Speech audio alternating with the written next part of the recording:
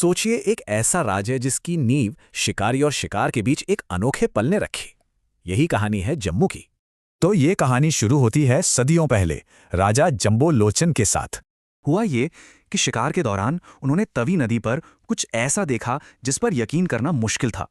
बस शांति का यही एक लम्हा जम्मू शहर की नींव का कारण बना।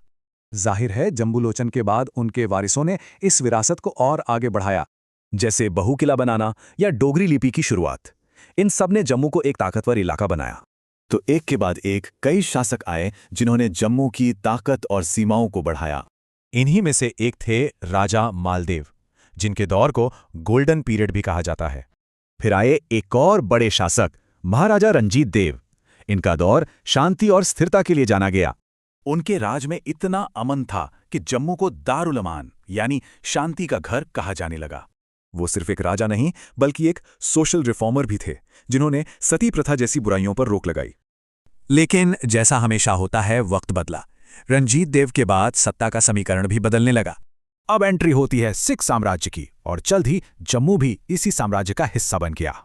और इसी दौर में एक नया नाम सामने आया, गुलाब सिंह, एक काबिल डोगरा कमांडर। उनकी अगुवाई में सिख साम्राज्य ने कश्मीर और लद्दाख जैसे बड़े इलाकों पर जीत हासिल की।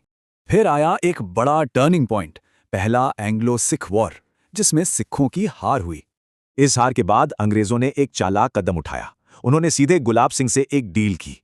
कीमत थी 75 लाख नानकशाही रुपए, और इस सौदे ने पूरे इलाके का नक्शा ही बदल दिया। और बस इसी संधि से जन्म हुआ आज के जम्मू और कश्मीर राज्य का। वैसे इस कहानी में बेगार जैसी प्रथाओं का जिक्र भी जरूरी है, जो कई सल्तनतों में मौजूद थी। तो एक सपने से लेकर एक संधि तक का ये सफर,